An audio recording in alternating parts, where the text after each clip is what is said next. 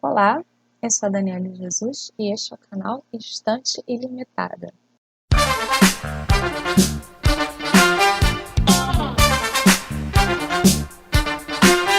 Bom, para começar esse vídeo, queria pedir que você se inscrevesse no canal e deixe o seu like nesse vídeo e também desejar um feliz ano novo para todos, para todos que estão assistindo. Nós vamos começar um ano com esse vídeo, com essa live que eu gravei ano passado no meu canal pessoal. É um canal sobre política, que não tem nada a ver com o conteúdo que a gente faz aqui.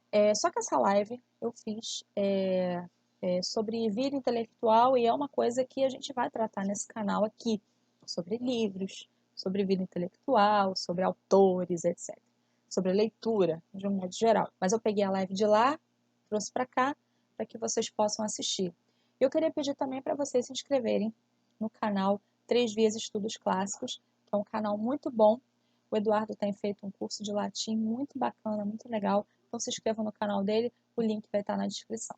E todo sábado, nesse horário, nós teremos vídeos aqui no canal, resenhas, falando sobre autores, enfim, várias coisas dentro do mundo da leitura. Um beijo para todo mundo. Tchau, tchau. Fala, pessoal. Boa noite. Perdão aí pela demora, pelo atraso, mas estamos ao vivo. E hoje, como eu tinha prometido a vocês, uma live especial com o responsável pelo canal 3 Vezes Estudos Clássicos, que é o Eduardo. É Olifer mesmo? Olifer, né? Olifer, isso. Então, fala um pouquinho primeiro do seu canal, do que aborda o seu canal, do que ele trata. Embora o nome já seja, já dê a dica, né? Estudos clássicos, mas queria que você explicasse um pouquinho como é que funciona o seu canal. Primeiramente, muito obrigado aqui por estar participando aqui no canal, Daniela. É sempre bom a gente poder falar sobre os clássicos, falar sobre as coisas que são interessantes, né, para a vida intelectual, para a vida de estudos. Né? E quando a gente participa na internet, quanto mais a gente fala sobre os clássicos, mais a gente dá atenção a essa possibilidade de nos desenvolvermos, né, intelectualmente, nos desenvolvermos como pessoas mesmo através dessas grandes obras. Eu montei o canal 3 Vias Estudos Clássicos com o objetivo de divulgar as obras que são conhecidas, as grandes obras da história da humanidade, nos últimos mais de 2.000 anos aí, né, que há essas grandes obras, né, e lá no meu canal eu tento analisar cada obra com o máximo de profundidade que eu tento, que eu consigo, né. Muitas obras são analisadas capítulo por capítulo, outras obras são analisadas apenas com vídeos mais curtos, mas em geral a ideia é proporcionar a quem acompanha, né, o Três Vias um material que seja interessante para desenvolver a vida intelectual, né, nos 3 campos de abordagem, por isso o nome 3 Vias, né, filosofia, artes, né, que inclui literatura e também teologia. Então são os 3 grandes campos, por isso o nome 3 Vias Estudos Clássicos, né. E aí lá eu dou dicas de livros nesse sentido, né, é um canal diferente um pouco, né, do que a maioria dos booktubers fazem, né, que é divulgar livros de entretenimento. A grande maioria foca nisso. E lá não, lá eu tenho esse foco mais no conhecimento específico mesmo, né, que é mais difícil de lidar. E aí eu tento fazer o possível dentro desse aspecto aí de apresentar isso para o pessoal aqui na internet. E quanto tempo tem o seu canal? Qual foi a motivação que fez você criar esse canal? Porque, como você falou, a maioria dos canais de livros são canais que abordam livros, no geral, assim, de entretenimento. É difícil a gente achar um canal que tenha livros clássicos de filosofia ou de teologia. O que motivou você a criar o canal 3 Vezes Estudos Clássicos? E o perfil também no Instagram. Quem tem perfil no Instagram, segue lá também para ficar por dentro das novidades. Então, tudo começou há muito tempo atrás. Não vou falar a minha idade, não, mas foi na década de 90. Né? O professor meu lá, ele havia apresentado o filme do Nome da Rosa, do Humberto Eco. A intenção dele era meio que falar assim, falar mal da Idade Média, falar que era um período negro, um período das trevas, e que de muito atraso e tal, passando o filme do Nome da Rosa. E então, eu assisti aquele filme e fiquei encantado, na verdade, com o personagem principal, que gostava muito e era um admirador das obras de Aristóteles. E naquela época não tinha internet, então eu não sabia, né, que era Aristóteles. E eu perguntei ao professor quem era esse tal de Aristóteles, ele falou que era uma pessoa que realmente existiu, que escreveu grandes livros. Passei a investigar quem era Aristóteles e comecei a comprar livros. Ali por volta dos 13, 14 anos mais ou menos, eu comprei a coleção Os Pensadores, né, que são quase 40 volumes de obras filosóficas, de Sócrates até os filósofos mais recentes. E com essa idade eu comecei a ler lá, sem entender nada, né? Então, é Sócrates, Platão, Aristóteles, é, Tomás de Aquino, né? Também Maquiavel. Fui lendo isso tudo até os 15, 16 anos. Porém, sem uma orientação, sem um guia para saber ler direito essas obras. Existem certas obras que a gente precisa de ter um cuidado maior na hora da leitura. Não é só chegar e ler, como existem livros para entretenimento. O livro para entretenimento, a gente pega ele e lê a página corrida, né? Você vai ler e vai passando as páginas. Leitura corrida. Isso é a leitura para entretenimento. Agora, existem livros que necessitam uma atenção maior. São os livros de filosofia, os livros de teologia e os livros que tratam de ciências. São conhecimentos específicos que exigem do próprio leitor. Então, existe um jeito certo de ler essas obras. Você não pode ler como obra de entretenimento. E eu não sabia disso, então eu passei quase toda a minha vida lendo dessa forma, pegando o livro de filosofia, passando as páginas e lendo, passando as páginas e lendo. E não é assim que se lê obras clássicas, especialmente obras que vão mudar e aflorar mais a vida intelectual. Eu descobri um jeito melhor de ler, pode-se dizer assim, quando eu li em 2010, 2011, mais ou menos, a obra do Mortimer Adler, chamada Como Ler Livros. Aí nessa obra do Mortimer Adler, ele informa os vários tipos de livros e como você tem que ler cada tipo de livro. E aí, na medida que eu li essa obra, eu percebi que eu estava lendo de um jeito que não era muito proveitoso. E fiz uma nova seleção de obras. Aqui em casa tem mais ou menos uns 2.500 livros, mais ou menos. E aí eu peguei cerca de 200 livros, assim, eu vi que eu não iria ler mais esses livros, né, já dispensei eles, e foquei agora no que é essencial, que são as obras clássicas, propriamente, né, obras filosóficas, obras teológicas. Nada impede de ler obras para entretenimento, né, não é uma exclusão, é uma complementação. A obra de entretenimento você lê para se divertir, quando você quer passar o tempo justamente para isso. Então, cada obra tem sua finalidade. Então, essa que é a questão toda. E não se pode confundir nem a finalidade, nem o jeito de ler cada tipo de livro. E na medida que eu fui desenvolvendo isso, eu percebi que era interessante analisar as obras com mais profundidade. Eu percebi uma grande dificuldade também das pessoas na internet em geral de analisar obras mais difíceis. Muita gente querendo ler grandes obras, querendo se aprofundar, mas sem saber os meios ou saber como iniciar com isso. E aí eu comecei o canal Três Vias. Vai completar 3 anos, né, mais ou menos. Acho que agora, não sei, não lembro se é em janeiro. Enfim, vai completar 3 anos ainda. E aí tem sido uma experiência muito interessante, né? Já tem milhares de seguidores já, mas lá no canal eu faço questão de ocultar meu número de inscritos. Se eu pudesse, eu ocultaria tudo, né? De inscrito, de visualização, tudo que você pensar, eu só deixaria só o vídeo só. E os comentários do pessoal lá que eu deixo também. Mas já tem muitos inscritos, né? São muitos mesmo, assim. E eu acho muito interessante o quanto que as pessoas estão se apaixonando pelos clássicos, né? Redescobrindo essa boa leitura que muitas delas não tiveram oportunidade de ter na escola, né? Na escola a gente não aprende a ler Platão, na escola a gente não aprende a ler a Ilíada, a Odisseia. E aí com o canal eu tento segurar nas mãos, dar as mãos, né? E vamos ler junto aqui essas obras difíceis e nos desenvolver. Mais ou menos isso aí. Na escola a gente não tem muito isso de ler essas obras clássicas, né? Eu vou passar, daqui a pouquinho eu vou passar para as perguntas, que já tem algumas perguntas aqui, mas só complementando isso que você falou com relação às obras clássicas na escola.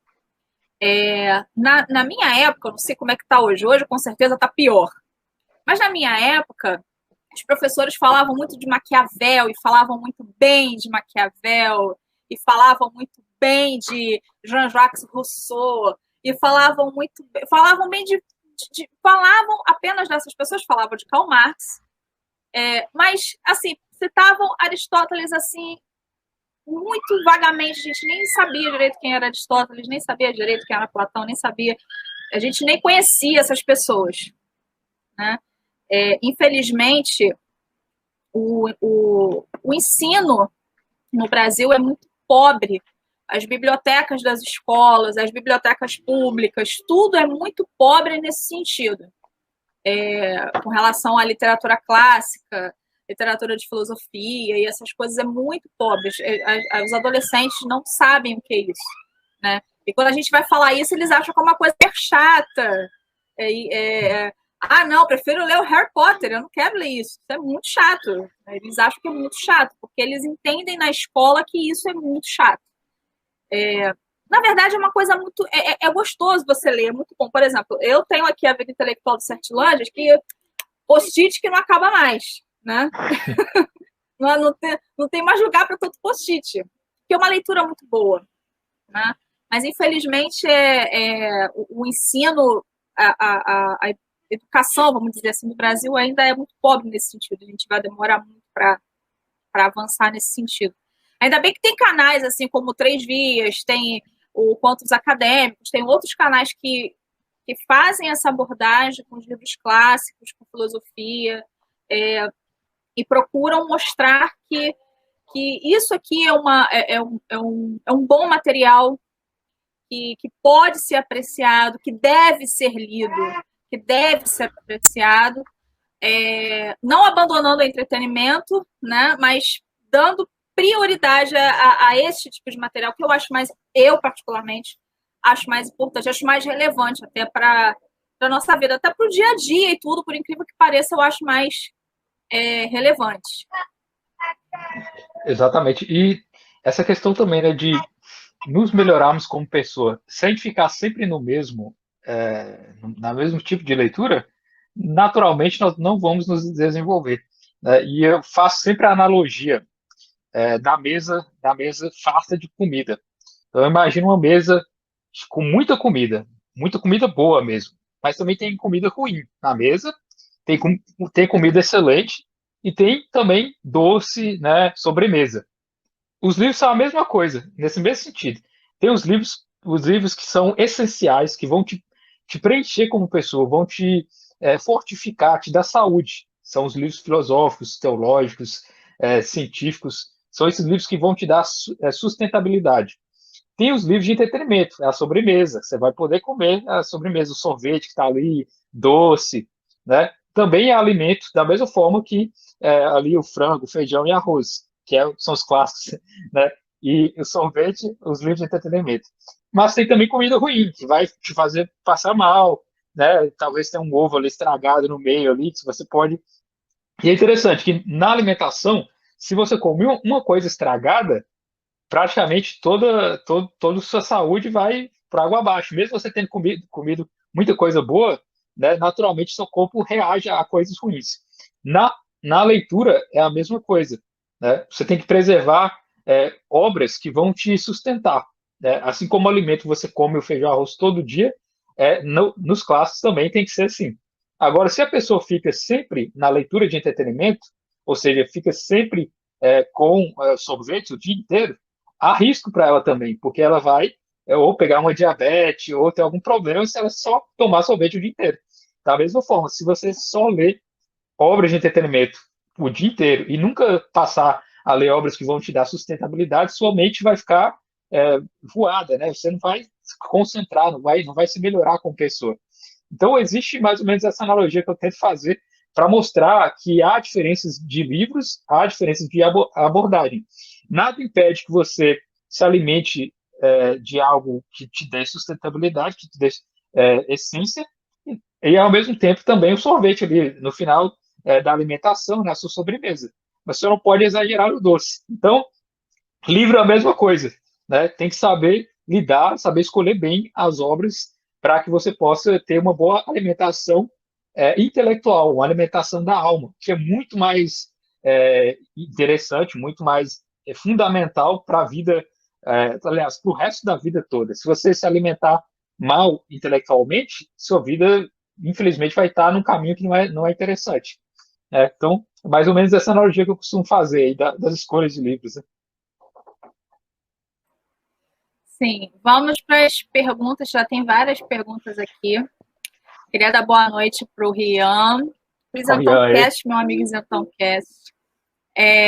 O Rian, tem aqui a sua amiga Carla. O William Santos chegou agora, o Rodrigo Ribeiro. Tem uma pergunta aqui. Vamos lá.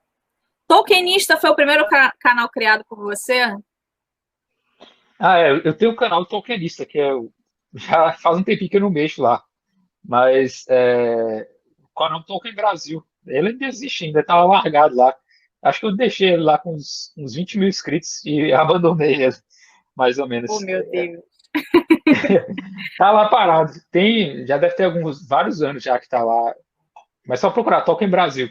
Tem o Tolkienista que eu fiz já vários vídeos também, larguei também. Quando eu atingi muitos inscritos, parece que eu abandono os canais, né? Meu Deus!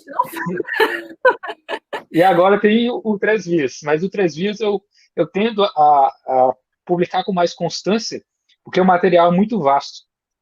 E Tolkien ele é mais limitado à própria literatura dele, né? São cerca de 60 obras, então a abordagem já é mais própria, muito específica, né? No Três Vias me dá muito trabalho, ocupa tempo, porque são obras difíceis de serem lidas, né? E a obra do Tolkien, embora eu goste bastante, né? Eu tenho aqui em casa quase 900 obras, versões e tudo do Tolkien, Como? mas... Quanto? Você tem isso tudo? Você que tem isso tudo em casa? Umas 900. Tem uma estante aqui só sobre o Tolkien. Né? Então, Gente! Eu sou muito fã, né? Então, e tem a página, né, tem a página no Facebook e o grupo também no Facebook, né, que chama Tolkien Brasil. Lá eu posto algumas coisas também. Mas minha prioridade mesmo, por enquanto, é o Três Dias, né, que tem maior intensidade no momento de publicações de vídeos. Sim. Tem um comentário aqui, sua amiga Carla. Boa noite, adoro o canal Três Vias, um dos melhores do YouTube. Concordo. Obrigado. O Rian fez uma pergunta. Devo tratar o estudo de história da mesma forma que trato a leitura de obras clássicas? A leitura de obras de história, tem o Martin também fala sobre isso. É um campo específico do conhecimento que tem que ser muito cauteloso. Por quê? Na história existem várias abordagens, né? Quando acontece um fato, normalmente uma pessoa vai relatar de um jeito, outra vai relatar de outro. Então, na análise da história, sempre quando eu analisar um determinado momento histórico, eu analiso pelo menos mais de duas obras, né? Uma no campo assim mais progressista e outra no campo mais conservador. E aí eu vou ter a visão dupla, né? Do que tal pessoa está falando, do que tal pessoa está falando. E aí, com base nisso, eu tenho minhas próprias conclusões. Um exemplo claro, né? Eric Hobsbawm, né, que é um escritor progressista, né, esquerda, marxista, ele tem a Era das Revoluções. Então, ele tem a abordagem dele sobre isso no campo materialista. E tem o Christopher Dawson, que já é católico, mais conservador e tal, e tem a visão dele. Então, eu analiso as duas versões.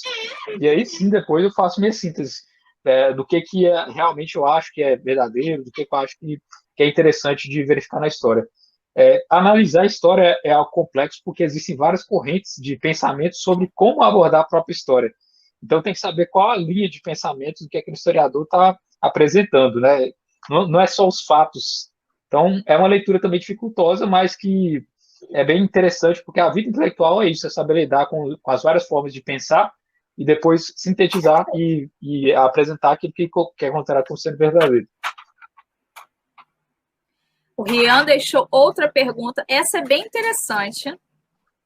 Como eu posso convencer alguém a seguir uma vida intelectual? Convencer alguém eu acho difícil, porque a vida intelectual é uma vocação, como diz o Sertilanges, né? Nem todo mundo está bem direcionado a isso.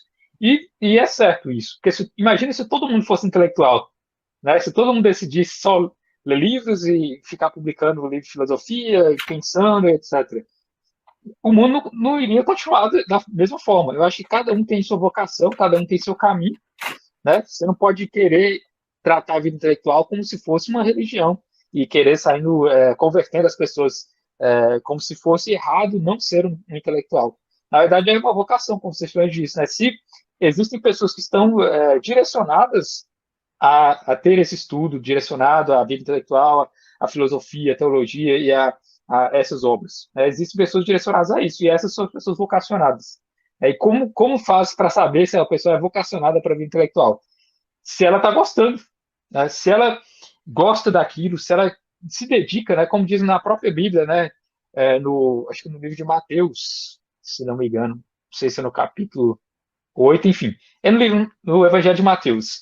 Lá diz, né? Onde está o teu tesouro, aí está o teu coração. Ou seja, onde está o coração da pessoa, aí vai estar o tesouro dela. Da mesma forma, na vida intelectual, se você coloca sua intensidade, sua maior parte de tempo nos seus estudos, visando a sua melhora como pessoa, analisando essas obras clássicas mais difíceis, então, provavelmente você tem uma certa inclinação a isso, né? Então, é esse o direcionamento. Agora, existem pessoas que não, que simplesmente não querem isso para a vida delas, né? Tem pessoas que querem, por exemplo, a ser músico, tem pessoa que quer se dedicar a um trabalho mais específico, ser engenheiro, ser médico, não que impeça, né? Um trabalho não pode impedir uma pessoa de ter uma vida intelectual.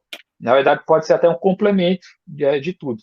Mas, em geral, a pessoa não tem essa necessidade de seguir uma vida intelectual sempre, né? Então, é uma questão de vocação mesmo, de verificar se as pessoas têm essa questão toda de se direcionar a isso.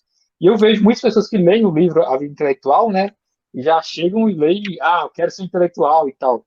Mas antes tem que verificar se é uma vocação. Porque vocação é dedicar tempo suficiente para aquilo, né? Não é ler um livro uma hora só. É uma coisa que para viver daquela forma, né? Se direcionar para isso. Então, por isso que é uma vocação. Então, para convencer alguém, eu precisaria primeiro ver o perfil da pessoa, se ela realmente quer isso, ou pelo menos tentar convencê-la de que ela pode aproveitar melhor o tempo dela, com algumas obras que são de instrução, né? Ou algo que vai melhorar aquela pessoa, e não necessariamente a vida intelectual, né? Sim, acho que é isso. Eu peguei aqui o livro, porque o Sertilanges ele fala uma coisa muito interessante. É isso que eu estou procurando aqui, que eu estou vendo se eu acho.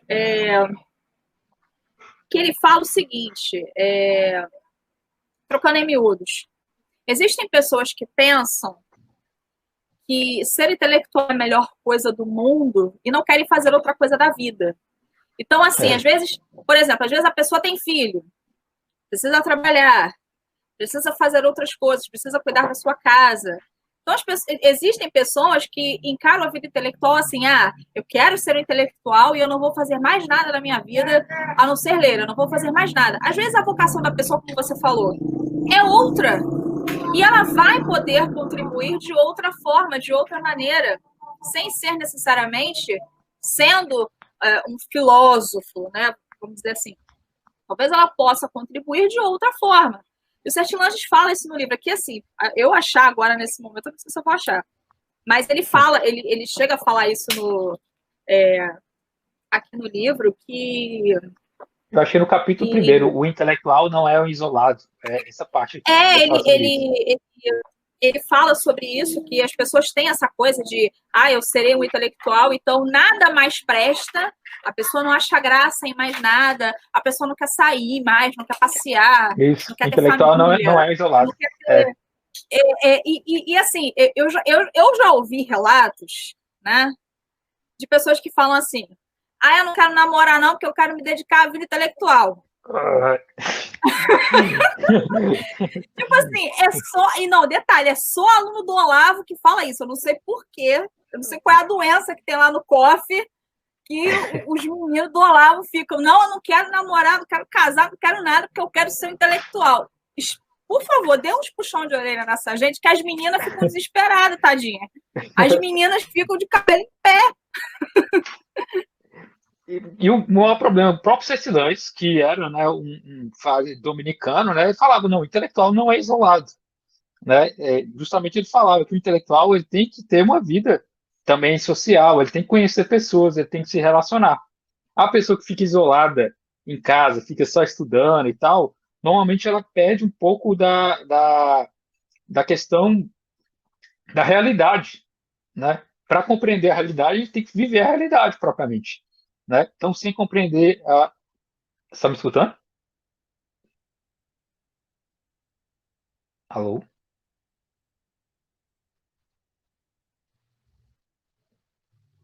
Alô?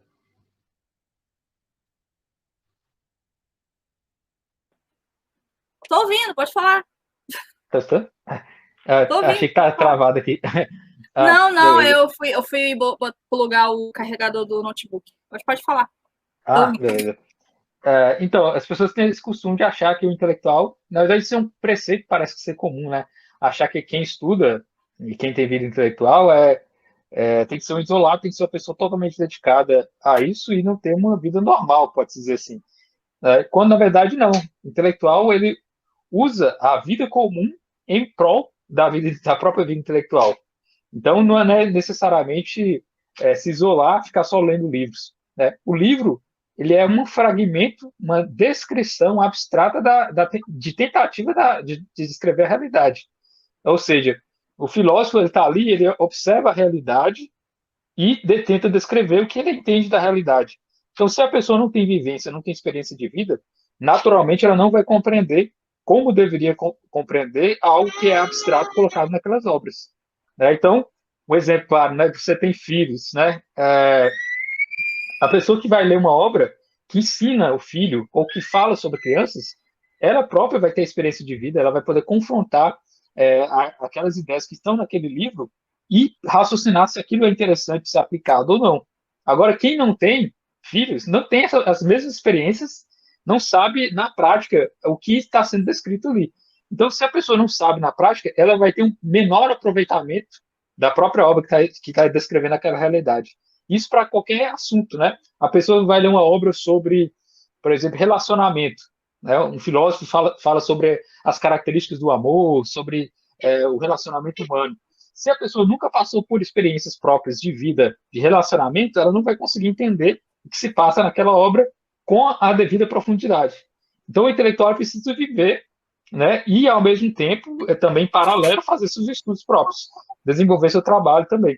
Então, ele juntando a própria experiência da realidade mais o pensamento abstrato, aí ele vai conseguir ter algo proveitoso também. Que muitas vezes os autores escrevem coisas que talvez a gente pode discordar, a gente pode observar na própria prática da vida que aquele autor está errado e que na minha vida foi algo diferenciado. Então, necessariamente é importante ter uma vida. Surge essa onda, né, de quero me dedicar, não quero ter filho, não quero casar, não quero fazer nada. Isso aí, na verdade, é querer fugir da responsabilidade, especialmente os homens, né? Responsabilidade de que ele é vocacionado a criar uma família também. O ser humano, ele está na Terra, não é só para passar, né, sem deixar seu rastro, né? Ele tem que deixar também, biologicamente, sua própria descendência.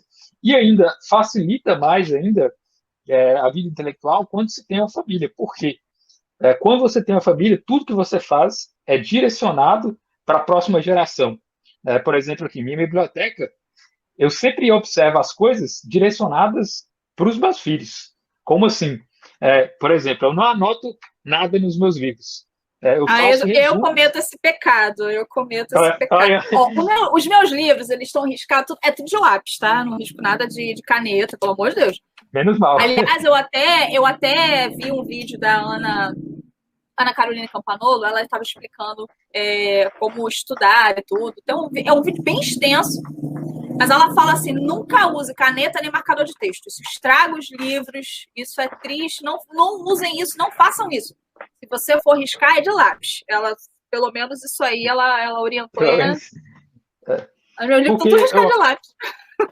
Por que eu aconselho isso? Porque quando os meus filhos estiverem mais velhos com a devida idade, eu vou chegar, ó, toma, tá aqui, ó, 2.000 e tantos livros, divirta-se.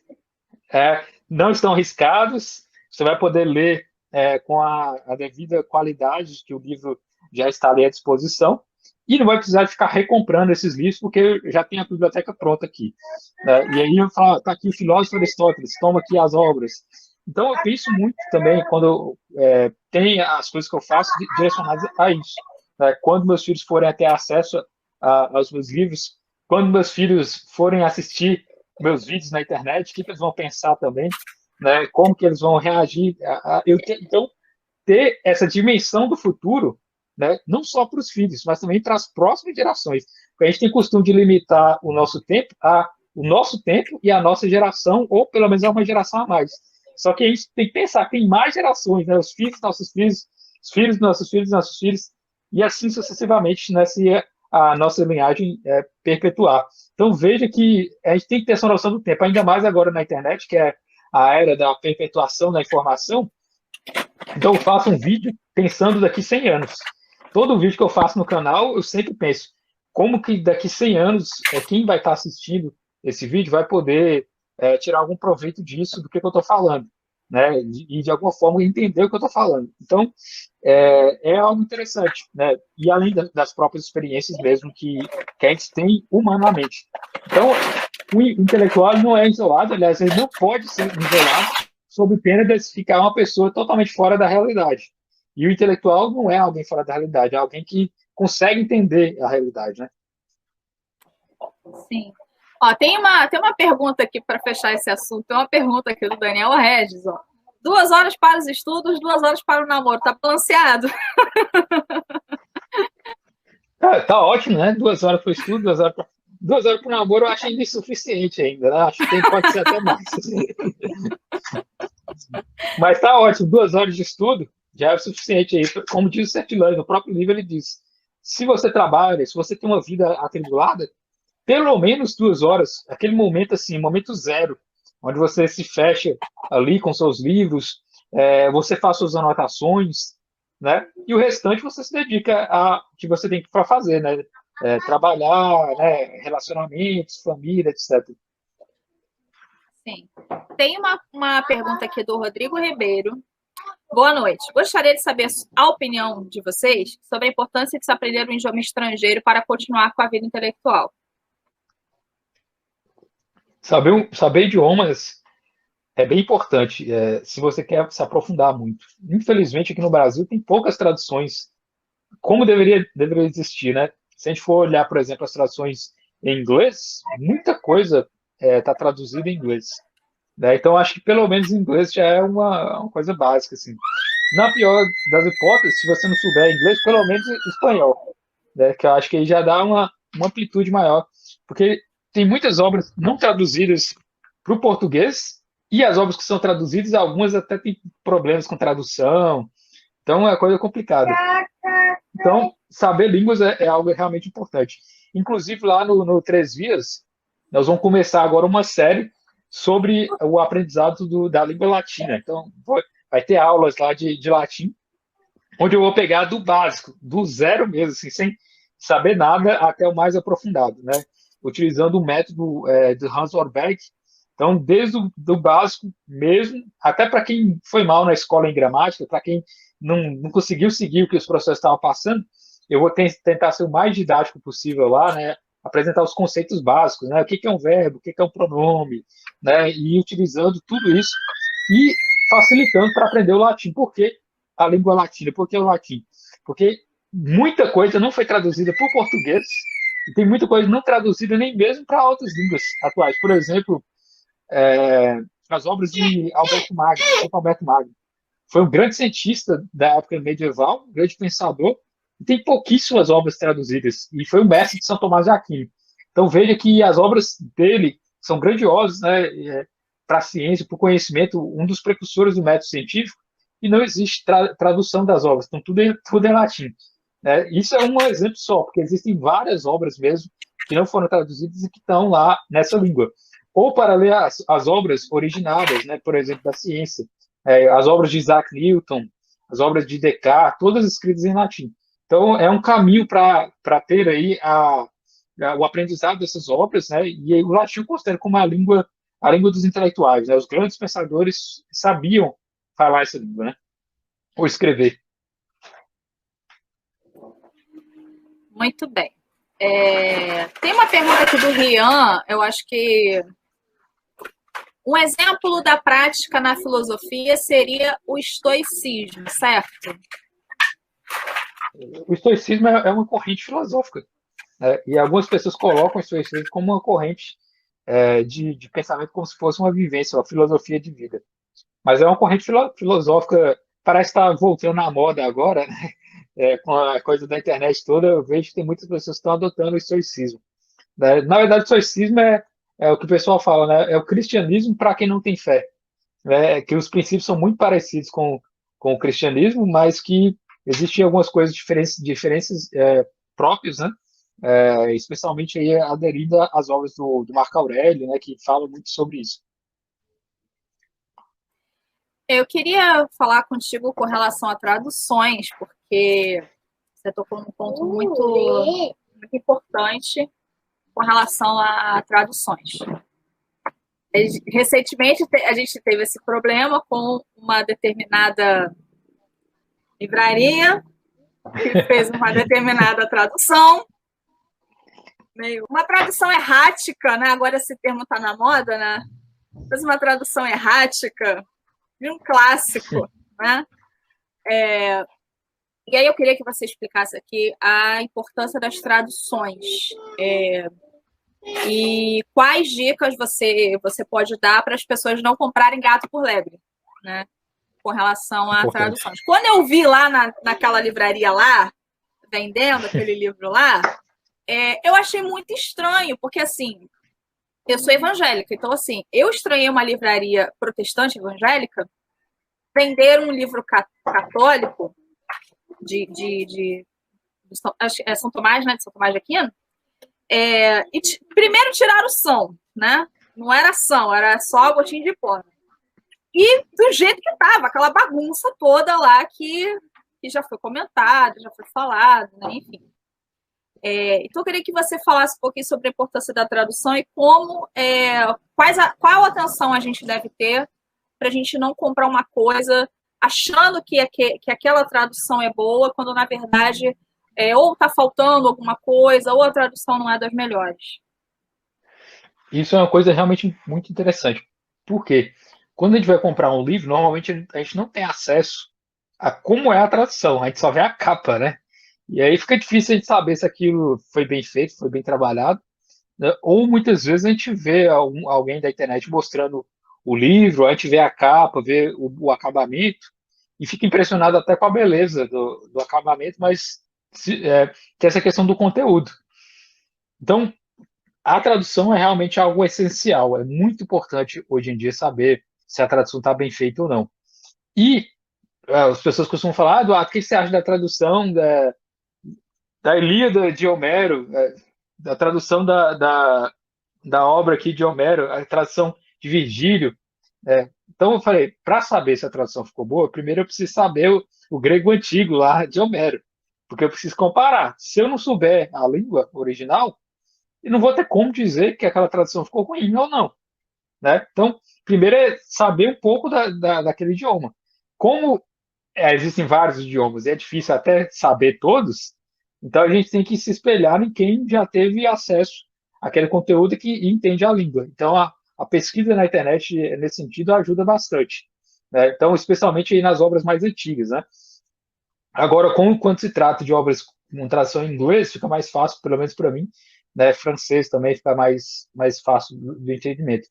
Mas, em geral, é bom ter realmente um cuidado com as traduções, né? Porque algumas podem trazer até vertentes e ideias que não estão no próprio original. Isso acontece com uma certa frequência, né? Felizmente, o Brasil, a maioria dos tradutores não adotam a corrente que existia muito nos Estados Unidos antes, né? Que era uma corrente de tradução que adaptava a tradução. Ela não era meio que chamava tradução criativa, né? Então, você lia uma coisa na obra original e na tradução era como se fosse com outras palavras, mas o mesmo sentido. Então, você não conseguia entender se realmente aquilo era ideia do tradutor ou ideia do próprio autor. Né? Aqui no Brasil, em geral, os tradutores tentam ser fiéis, mas o problema maior é questão semântica, né? Questão gramatical também, que existe muito, né, nas traduções. Então, ter cuidado com a tradução é realmente algo essencial, né? Saber se a tradução ficou boa, mas é preciso, evidentemente, saber a língua para realmente avaliar. Ser justo com os tradutores, né? Também tem que ser justo também com o material que ele produziu. Então, o ideal é procurar quem já tem contato com aquela língua e verificar trechos, verificar se a coisa realmente está conforme o original. Né? A primeira coisa é ter acesso ao original, ter acesso à língua e fazer o comparativo. Né? Isso é algo que é o caminho. Né? Não tem como fazer uma análise de tradução sem consultar o original. Então, muitas pessoas já me pediram, né? Fala sobre a tradução de tal coisa. Eu preciso saber o idioma dessa aí para saber se a tradução ficou boa ou não. Né? Ou, pelo menos, fazer um comparativo com outras traduções também, que aí já é uma forma diferenciada de fazer, porque aí você vai estar analisando não a tradução em si, mas como o português foi aplicado, né, naquela tradução. E aí você pode analisar, né, o português dessa tradução ficou mais claro para mim, o português dessa outra tradução ficou mais fácil de ser entendido, esse aqui está mais difícil. Então, há essa diferença. Para analisar a tradução, é comparar com o original. Para analisar o texto, a redação em português, aí é fazer comparativos com as várias traduções. Né? Tem um pessoal que pergunta muito, por exemplo, a gente está falando aqui de tradução. Tem pessoas que perguntam muito, qual é a melhor tradução de A Vida Intelectual? Geralmente, o pessoal, assim, tem sido uma concordância, em termos geral, que essa tradução aqui, que tem o prefácio do professor Olavo, tem sido a melhor. É a melhor a priori. Por comparação com as outras traduções, que parece que tem 2 traduções, parece que fizeram uma terceira com uma outra editora que não ficou boa, que o prefácio até é com... Ai, meu Deus. Não sei se é o Carlos Nogueira que fez o prefácio. É o Carlos Nogueira, né? E aí falaram, não, a versão que tem o prefácio do Olavo é melhor. Aí, geralmente o pessoal tem entrado em concordância de que essa tradução aqui é a melhor. Né? Tem uma pergunta aqui do canal De Olho Sempre. A maioria das vezes a vida intelectual se inicia como se fosse um chamado para se entender a realidade sobre a vida de estudos. Conte um pouco para nós como foi este chamado na vida de vocês. Sobre a tradução, essa é a tradução da editora Quirion, a tradução é melhor mesmo. Até agora, das que eu analisei, eu tenho aqui a versão original. Aliás, vou até pegar aqui. Só um minuto. Versão original aqui em francês, da Vida Intelectual. Eita, no plástico. Mais de 50 anos preservado aqui, sem nenhuma anotação. Então, analisando o original, né, que é assim que se faz a análise da tradução, verificando lá as traduções, eu percebi realmente a mais interessante em língua portuguesa no momento é essa versão da editora Quirion. Porém, eu gosto muito dessa aqui, ó, a primeira edição no Brasil da Vida Intelectual de 1957, tradução de Antônio Pinto de Carvalho. Também eu gosto muito dela pelo fato de que o próprio tradutor chegou a ter contato, né, com o certidões em vida. Então, é uma coisa histórica, né? Isso é uma preciosidade, então. Isso aí é uma preciosidade. Que é para guardar. Mas tem a versão da editora Realizações, né? Que me deu 52 strikes. Meu Deus! A editora Realizações, ela publicou A Vida Intelectual e a tradução realmente eu não gostei. Apesar de ser a versão que eu analisei no canal, né? Que depois eles me deram strike, eles acharam que eles tinham os direitos sobre os vídeos, mas na verdade não tem. Né? Aí deu um maior problema na época, nas tretas da internet. Né? E aí tem essa versão da Realizações que a tradução realmente não ficou tão fiel quanto deveria ser. Né? E aí eles relançaram agora uma nova edição em capa dura. E vai ter uma nova agora, mais outra tradução, publicada pela minha Biblioteca Católica também. Então, eu vi, menino! A capa tá muito linda! Meu Deus! A capa tá Então, muito linda, muito linda. então são várias edições, aqui eu tenho todas as edições de Cercilandes aqui. Tu que tiver de Cercilandes, da vida intelectual, o livro, talvez eu até publique algum dia mais uma versão também. Mas quanto à pergunta aí, a maioria das vezes a vida intelectual se inicia como se fosse um chamado, para se entender a realidade sobre a vida de estudos. Conte um pouco mais sobre como foi esse chamado da vida de vocês. Assim, como eu já falei no início da live, né, isso vem, né, com o tempo. Acho que foi uma questão de gosto pessoal mesmo, né, a partir do entretenimento para a vida de estudos, pode-se dizer assim. Quando a gente chega a um determinado período da idade, né, vai avançando, o tempo vai passando, a gente vai querendo fundamentar melhor as coisas da vida, querendo dar base para as coisas que você está fazendo, se você está agindo corretamente ou não, se tem fundamento, se é possível fazer melhor, se é possível me desenvolver e desenvolver quem está próximo de mim. E acho que é a partir desse momento é que a gente começa a preocupar com isso, com a vida intelectual. A maioria do pessoal lá que segue o Três Vias, né? Inclusive tem até o cartãozinho agora do Três Vias, oficial. Oh! Tá chique. Aqui o símbolo, né? A flor de lis, né? E tal. Os 3 pontos das 3 artes liberais. Inclusive, a grande maioria do pessoal que segue lá é esse pessoal, entre os 20 anos e 40, 50 anos, mais ou menos. Cerca de 90% do público lá. E a grande maioria são homens. Eu espero que são homens que queiram propagar-se geneticamente, queiram ter filhos, né? Tomara! Pelo amor de Deus. Não deixa as meninas na mão aí. Então, a maioria do público lá do Três Vias são o pessoal preocupado com isso. Pô, eu tive uma má formação na escola, eu preciso me desenvolver. O que que eu posso fazer para melhorar isso? O que que eu posso fazer para desenvolver? Então, esse é o público em geral, pessoas adultas que estão agora percebendo que precisam melhorar a educação. Então, na medida que você tem essa consciência de que, nossa, eu não sei as coisas que eu deveria saber, eu preciso saber quem são os grandes pintores, eu preciso saber quem são os grandes compositores da música clássica, eu preciso conhecer quem são os grandes filósofos, quais são as melhores obras literárias. Como é que eu não sei isso? Isso é uma coisa que eu já deveria saber, né? E as pessoas estão percebendo que isso é importante, que isso preenche muita coisa na vida, que vai te tornar melhor, que vai ser algo considerado fundamental, e estão buscando atrás, estão correndo atrás disso. Então, é esse o papel lá do Três Dias, né? De buscar um pouco disso e desenvolver isso nas pessoas também. Então, a vida intelectual ela inicia a partir desse momento que a pessoa tem essa consciência, né? A humildade, como diria Hugo de São Vitor, né, no livro de Das Carcon, ele é o princípio para a vida intelectual. É essa noção de saber que a gente não sabe das coisas, que a gente precisa saber mais, né? E a pessoa que acha que sabe tudo ou que já tem todo o conhecimento, ela se fecha, né? Ela coloca aí a porta fechada da vida intelectual. Então, a vida intelectual é algo sempre aberto a buscar novos conhecimentos, a aprender mais e a se desenvolver ao longo do tempo, até o final da vida, né?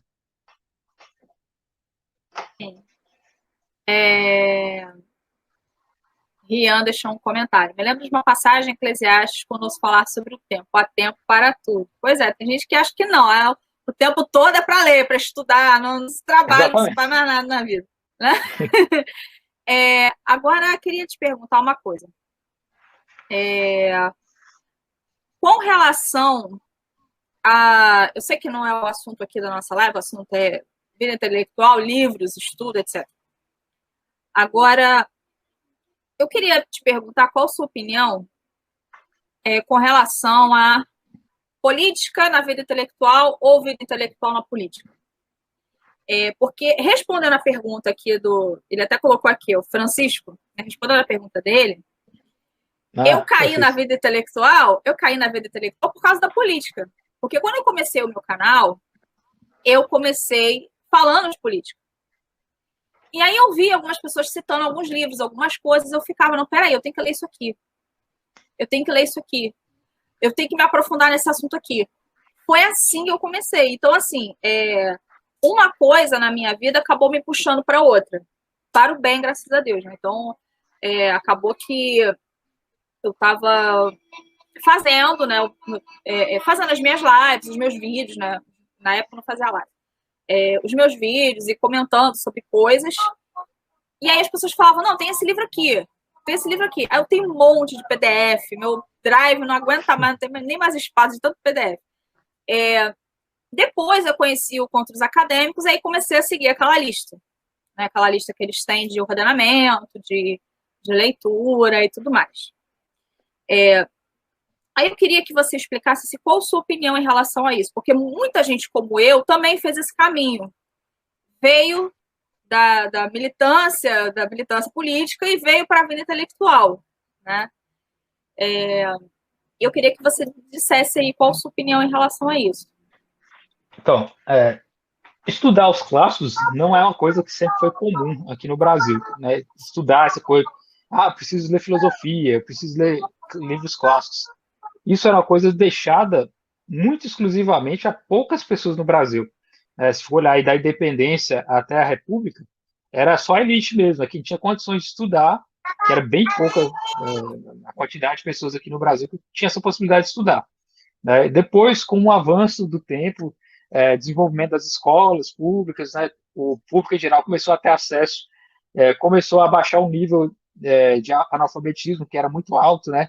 Já na época da Constituição de 88, era 25% da população, né? Como diz o Ulisses Guimarães, né? No dia que ele proclamou a Constituição, né? Em 5 de outubro, ele diz, né, que o grande mal do Brasil era o analfabetismo, né? Que era quase 25% da população. Depois disso, ainda houve certa abertura, né, aumento de número de escolas e tudo, porém a qualidade de estudo nunca foi das melhores, porque houve uma grande expansão de escolas, mas a qualidade ficou meio que deixada de lado, né? E também a ideia do estudo tem que ser algo prático, tem que ser algo direcionado a trabalho, né? Vou me formar no ensino médio para depois arrumar um trabalho, ou fazer uma faculdade para depois arrumar um trabalho. O estudo sempre foi visto como um meio para se atingir um bom trabalho ou conquistar algo financeiro, algo propriamente material. E com o passar do tempo, as pessoas começaram a ver que o estudo não é só direcionado a isso, a trabalho, né? Então, começaram a perceber isso, né? Especialmente no âmbito da política, né? Pode-se dizer assim, que obras clássicas mesmo só foram deixadas a ser estudado propriamente com o pessoal da universidade, né? As universidades tomaram conta, pode-se dizer assim, né? Dos estudos clássicos. Então, quem estudava latim, quem estudava Virgílio, Homero e tal, tudo no âmbito universitário. Então, o público em geral, o público comum que estava distante da universidade, que não tem acesso à universidade, não estava interligado com o desejo de ler obras clássicas ou de buscar isso. Com acesso à internet, isso se tornou muito mais fácil, né? As pessoas têm conhecimento agora de que existe isso e começaram a se desenvolver propriamente. No âmbito da política, né, começou a ascender o retorno, pode-se dizer assim, né, da direita, né, que permaneceu dormente, né, durante muito tempo, né, graças aos desenvolvimentos. O Olavo de Carvalho, né, foi o grande precursor disso, né, o grande impulsionador da volta da direita para manter o equilíbrio. Porque eu acho que numa democracia é necessário o equilíbrio. Tem que ter direita e tem que ter esquerda, né, numa mesma proporção. E os dois vão se degladiando para ver algo frutuoso, algo bom, né? Quando há uma prevalência apenas de um lado, né, isso não é bom e traz resultados, como a gente viu na própria política mesmo, né? Junto aí questões de corrupção intensas. Isso é bastante comum quando só se tem um lado de um poder determinado, né? E aí, quando quebra essa hegemonia das ideias, isso se torna interessante, porque as pessoas comuns passam a buscar um estudo mais aprimorado, que antes ela achava que era só no âmbito da universidade. Ela achava, não, isso é coisa para a faculdade. Estudar filosofia? Vou fazer. Não, isso é coisa para quem faz curso de filosofia, faculdade de filosofia. Vou estudar história? Não, isso é para quem faz faculdade de história. Vou estudar teologia? Não, você quer ser padre, quer ser pastor? Não, isso aí não é para mim. Quando a pessoa comum, o cidadão comum passa a pensar, não, eu preciso saber isso, porque isso vai ser importante para a minha vida, para me direcionar melhor, até para quem eu voto também, para quem eu vou me direcionar politicamente. Então, eu preciso conhecer, eu preciso ter base para ter uma vida que seja plenamente segura de mim mesmo, uma vida que seja liberta de amarras e não me deixar conquistar. Então, na medida que a gente lê obras clássicas, vem o sentido da educação liberal. É não nos deixar se dominar por discursos fáceis, né? Que as pessoas fazem com muita facilidade de dominação e as pessoas acabam acreditando, né? Como o Mortimer Adler diz, né, no livro dele, que a educação clássica, a educação liberal, ela serve para manter a democracia, manter as coisas equilibradas. Quando a pessoa se torna consciente, ela não cai em discursos fáceis, apesar de que pessoas inteligentes também caem em discursos fáceis. O exemplo claro aí, né, na época do Adolf Hitler, né, na Alemanha, sucumbiu e existiam muitos intelectuais que sucumbiram ao discurso fácil que ele havia apresentado naquela época, né? E quando a crítica deixou de existir, quando o pensamento deixou de existir, aí surgiram aqueles levantes, aquelas ditaduras. Então, quando não existe crítica, quando não existe pensamento, é muito fácil de conquistar um povo. Então, por isso que é tão negligenciada a educação, né, ao longo de todos os últimos anos. É tão deixada às margens aí, sem ter um financiamento adequado, sem, na verdade tem grande financiamento, mas a questão toda é como aplicar a educação, né? O problema é o método, não é mais nem a questão tão financeira assim, mas envolve toda uma questão política, né? A educação está intimamente relacionada a saber conduzir o próprio povo. Quando o povo é ignorante, ele é facilmente dominado. Quando ele é seguro de si, ele sabe as suas raízes, ele entende qual o propósito dele, o que ele tem que fazer, ele se torna muito mais forte, muito mais poderoso. Então, a ideia toda da educação clássica é fortalecer as consciências para que o próprio indivíduo ele saiba também se liderar e não cair nesses discursos fáceis que são apresentados, né?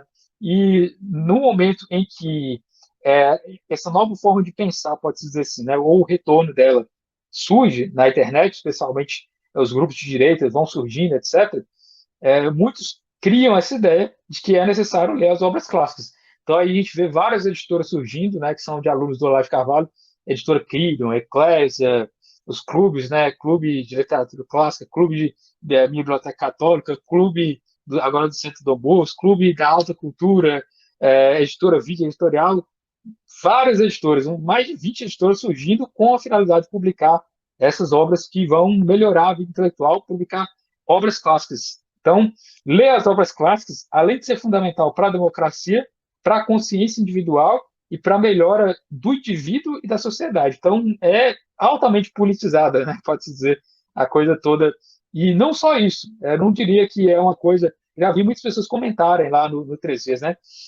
O pessoal da direita lê mais as obras clássicas do que o pessoal da esquerda? Não necessariamente, não pode, a gente não pode se fechar na bolha, né, da direita e achar que é só a direita que lê clássico. Da esquerda também lê, tem vários escritores, Otto Maria Carpo, por exemplo, né, ele era de esquerda propriamente, né, no final, a partir da década de 60 em diante, né, ele estourou de esquerda, e outros escritores, o amigo dele, Alfredo Bose, e vários outros são de esquerda também, leem os clássicos da mesma maneira, né. A ideia toda do clássico é ser universal. Então, qualquer pessoa, independentemente da via política dela, da religião dela, qualquer coisa que ela venha a professar, o clássico está lá, independentemente do que aquela pessoa vai acreditar. Então, quando a pessoa vai ler Homero, pouco importa de esquerda, de direita, né, ou o que ela está pensando. O que importa é que você vai ler Homero e vai extrair dali algo bom e beneficiar com aquele conhecimento, com aquilo que está escrito lá. Né? Então, veja que agora há um maior equilíbrio na política. A direita ainda precisa crescer muito, ainda não é tão forte quanto as pessoas pensam, é uma coisa da internet, né? Enquanto que a esquerda já está mais enraizada institucionalmente, né? Em universidades, né? Em grupos, mídia, etc. E isso é uma tendência. Então, talvez na próxima geração dos nossos filhos as coisas vão estar mais equilibradas e vai ser mais interessante até para a democracia do Brasil, ter as coisas bem equilibradas e isso favorece também o próprio estudo. A própria educação, aliás, a educação em si é analisar as várias óticas, as várias perspectivas, né? Depois escolher aquilo que é considerado como sendo bom. Tem uma pergunta do Rian. Qual a opinião de vocês sobre o Index no Ocidente? e até mesmo no Brasil em épocas passadas. O index seria uma barragem na vida intelectual? Qual o motivo da Esse aí igreja? é o Index Librorum Prohibitorum, né? Algo mais específico para quem é católico, né? Eu, particularmente, eu gosto de estudar esse tipo de coisa, porque eu acho interessante demais, porque envolve livros, né? E proibição de leitura de livros, né? Aqui em casa eu tenho o Index, vou até pegar aqui, né? Tem o Index aqui, esse é o Index. O que é o O Index, index? o O Index que é o Librorum index? Prohibitorum é uma lista de livros que a Igreja Católica proibia os fiéis de lerem, né, ou publicarem, ou copiarem, etc. Aí as pessoas falam, nossa, a Igreja proibia livro, que absurdo, como isso é possível? Mas hoje em dia ainda existe isso. Uma mãe, ela não vai dar para um filho uma obra pornográfica, por exemplo. É uma espécie de índex, né? Ou um pastor não vai entregar para os fiéis uma obra que ele sabe que vai comprometer aquela pessoa. Da mesma forma, só que a questão é que a igreja católica é muito grande, não tem como cada padre ficar falando qual livro ler ou não. Então a igreja institucionaliza, ela documenta as coisas. Então no Index há essa lista, são mais ou menos 4.000 obras que a igreja coloca como sendo obras que não deveriam ser lidas porque comprometeriam a salvação daquela pessoa. O índex ele foi adotado desde 1567 até 1966. Né? E aqui tem várias obras que são interessantes ser analisadas e as razões por que estiveram no índex. Né? A maioria delas são obras que hoje em dia ninguém nem conhece, mas né, obras de cunho teológico, né, obras que poderiam trazer questões que contrariam o interesse da igreja na época. Hein? Então, eu acho muito interessante. Tem obras famosas também, né? A obra do René Descartes, por exemplo, né? Thomas Hobbes. Tem várias obras que são conhecidas hoje, mas que estão também no índex aqui também. Então, foi uma espécie de proteção da igreja, e não uma coisa específica da igreja católica. Na verdade, os protestantes também utilizavam, né? Martim Lutero também teve, também o rei Henrique VIII também tinha sua própria lista de livros que não deveriam ser lidos. Era uma questão de proteção na época dos conflitos religiosos, propriamente. Com o passar do tempo, né, a própria igreja entendeu que não é mais necessário ter uma lista, porque por ano são publicados 2 milhões de livros, mais de 2 milhões de livros. Então seria impossível ir analisar, ir livro por livro e falar que tal livro contraria os interesses da igreja. Né? Então, hoje a igreja fala, não, você pode ler os livros, porém você tem que ficar ciente que essas obras estão na lista e que elas têm conteúdo que vão contrariar as ideias da igreja. Né? Antes era considerado como pecado. A pessoa que lesse essas obras, ela deveria ir lá e confessar com o padre. Hoje em dia, não necessariamente. Ela tem que ter apenas a ciência. Então, não considero como uma barragem para a vida intelectual, até porque a própria lista não foi seguida nem pelos próprios padres, não era bem comum seguir a lista, era mais dedicada a editores. Né? Os editores que, por exemplo, você não vai publicar uma obra que ataca a igreja. Então, colocava a obra, o nome lá no índex e mandava para os editores, falava, não publique essa obra, que essa obra contraria nossas ideias. Não existia internet naquela época para falar para o editor não publicar uma obra. Né? Então, eles publicavam no índice. E todos os editores sabiam que aquela obra não poderia ser republicada porque contrariava os interesses. Então, se, por exemplo, alguém que reproduzisse uma coisa que ofendesse a igreja, o padre que tivesse um editor, ele não iria reproduzir aquela obra. Né? Tanto é que as obras que estão no índex, elas existiam, mas por editores que não eram da igreja propriamente. Então, o índex é para isso, é para alertar as consciências de que tais obras elas não podem ser favorecidas sob pena de favorecer aí um argumento que é contra a igreja, um ataque à igreja. Então, eu acho muito interessante o Index, gosto muito de analisar as razões de por que cada obra está lá no Index, as disputas que ocorreram históricas, né, que foram sendo feitas ao longo do tempo, né, e é muito interessante, especialmente pelo fato de tratar livros e a possibilidade de ler ou não esses livros. Né? Por exemplo, quando a gente faz um vídeo no YouTube, a gente indica um livro, eu estou indicando esse livro, mas também tem a possibilidade de falar, não, eu não indico esse livro, é uma espécie de índex pessoal. Então, da mesma forma, o Index tem essa questão, né? Toda em relação aos livros. Então, É hoje em isso. dia, o index não é mais assim uma proibição, né? Não é mais assim algo proibitivo, mas apenas de alertar as Isso. pessoas para tomarem cuidado com esses livros, não necessariamente proibir, né? Isso. Em 1966, né, o Papa Paulo VI, ele lançou um documento e falou, ó, essas obras elas continuam sendo moralmente estranhas à igreja, mas elas podem ser lidas, né? Desde que a pessoa tenha consciência de que aquilo ali tem algo contrário.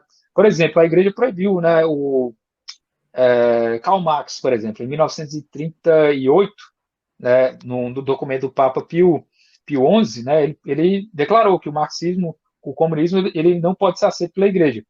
Necessariamente, tudo que for obra do marxismo, ela não pode ser crida e aceita por um católico. Muito embora o católico possa ler aquela obra, né, possa entender a obra, possa utilizar para finalidades de entendimento, etc., mas ela não pode ser aceita como algo verdadeiro ou aceita para dentro de si. Então, existe essa questão toda. Então, as obras em si, colocadas no índice, elas são moralmente a ser verificadas pelo próprio católico e verificar qual o pensamento dele. Então, é uma questão mais moral atualmente do que proibitiva mesmo, né?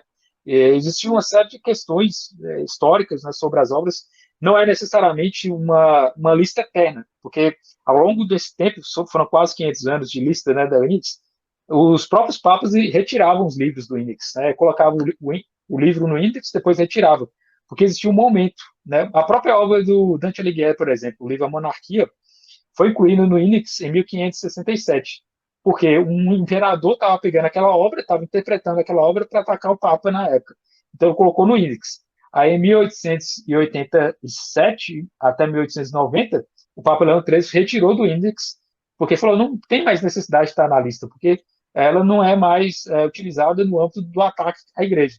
Então existia muito isso, era mais uma precaução mesmo, né, de sistema, né, propriamente de leitura dos católicos.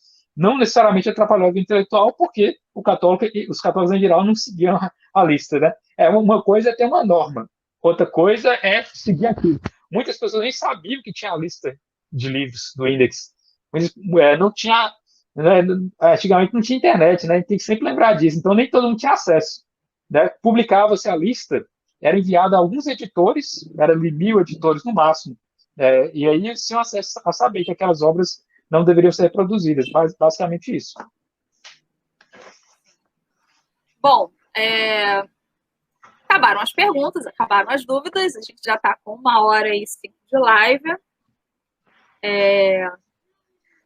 Acho que a gente já falou bastante, né, sobre livros, sobre leitura e tal. Então, ninguém mais perguntou nada, ninguém mais tem dúvida. Queria encerrar com a pergunta, título da nossa live.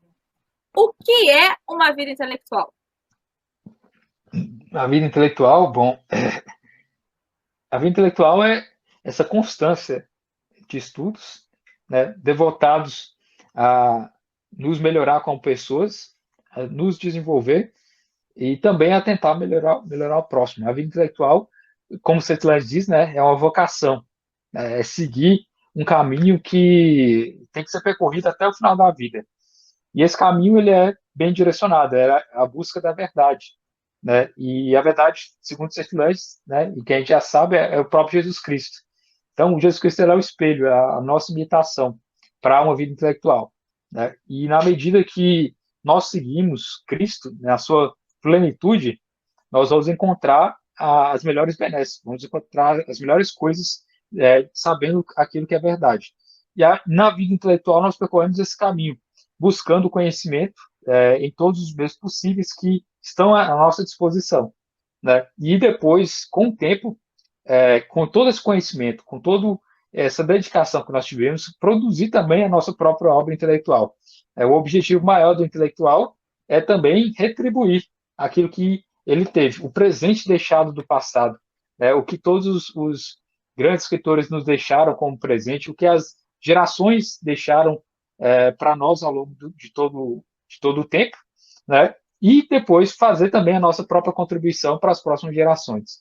Então, a vida intelectual é o bom aproveitamento do nosso tempo enquanto nós estamos vivos, da melhor forma possível para contribuir com os próximos nesse caminho, né, de tentar imitar a Cristo, tentar alcançar o conhecimento e a verdade que ele vai nos apresentando aí, conforme nós vamos estudando também e melhorando a nossa própria vida.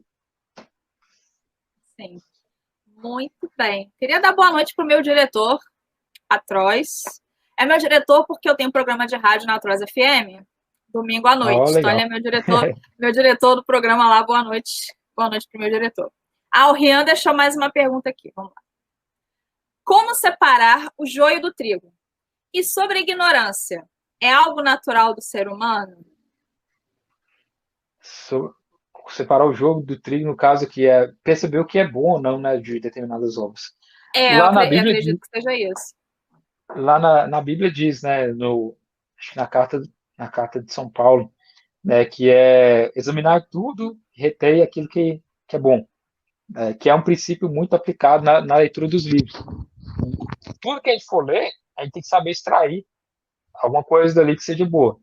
Se realmente a gente não conseguir nada de bom numa determinada obra, realmente aquela obra é uma obra ruim, perdendo tempo com ela, né? Por isso que ler os clássicos é algo mais interessante, porque aquela obra ela já passou várias gerações, ela já foi lida e relida por várias gerações, e sempre alguém teve um proveito com aquela obra.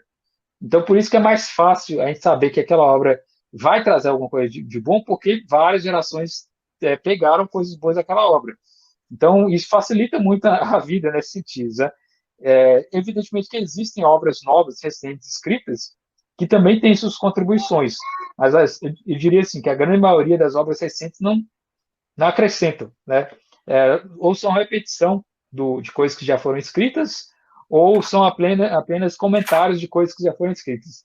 Embora muitas vezes os próprios autores não saibam que, na verdade, estão só repetindo coisas que já existiram anteriormente, né? Então, a gente tem que saber discernir o que é bom, olhar cada obra, verificar cada pensamento e verificar se aquilo ali é considerado como sendo verdadeiro e aplicar na vida. Né? Isso é uma questão de tempo mesmo, de muita leitura, muito raciocínio sobre cada obra determinada. Né? Enquanto a ignorância ser algo natural do ser humano, certamente a ignorância, o não saber, é algo próprio do ser humano, né? Que a gente nasce sem saber nada. Né? A gente nasce apenas com sentidos plenos ali, e com o tempo a gente vai adquirindo conhecimento, a gente vai entendendo o mundo à nossa volta. Né? Então, é natural do ser humano não saber as coisas. Na verdade, o intelectual ele é só alguém que é consciente de que ele não sabe as coisas. É como Sócrates diz, né? Que nós não sabemos tudo, né? Só sei que nada sei, aquela frase famosa dele. Né? Porque o intelectual é quem reconhece, cara, não sei, eu preciso saber mais. E apesar de eu estudar, eu ainda não sei o suficiente. Né? Então, ele é incansavelmente alguém que estuda ao longo do tempo e tenta preencher um pouco esse buraco, esse vazio que tem aí de estudos, né? Então, essa busca eterna pelo conhecimento, que a gente sabe que a gente nunca vai ter todo, mas pelo menos a gente vai fazer o caminho dele, né? Sim, é verdade. Bom, então, já que a gente já falou de tudo, né? Tudo mais um pouquinho. Vou encerrar por aqui, vamos encerrar a live 1h11. A gente falou bastante sobre bastante coisa, rendeu bastante, graças a Deus. E queria te agradecer por você ter aceitado fazer essa live aqui com a gente. O canal está aberto sempre que você quiser voltar. A gente está aqui à disposição para a gente comentar mais sobre livros, sobre, enfim, ou no sentido geral, ou sobre obras específicas, enfim, aí o canal está aberto aqui sempre para quando você quiser voltar e fazer lives aqui com a gente. Tá bom? Obrigado. Então, pessoal, um beijo para todo mundo. Se você quiser colocar a live lá no seu canal, o vídeo lá, você fica à vontade, tá? Talvez o pessoal de lá também queira assistir. Eu sei que teve gente de lá que veio aqui, mas... Bastante nos comentários. Teve gente lá que veio de lá para cá. Mas aí você fica à vontade também para postar a live lá no seu canal e para o pessoal poder assistir, conhecer, né? E também tirar dúvidas, enfim, com as coisas aqui que a gente tratou aqui. Tá bom? Mais uma vez, muito obrigada. Um beijo para todo mundo, pessoal. Fique com Deus. Até a próxima. Tchau, tchau.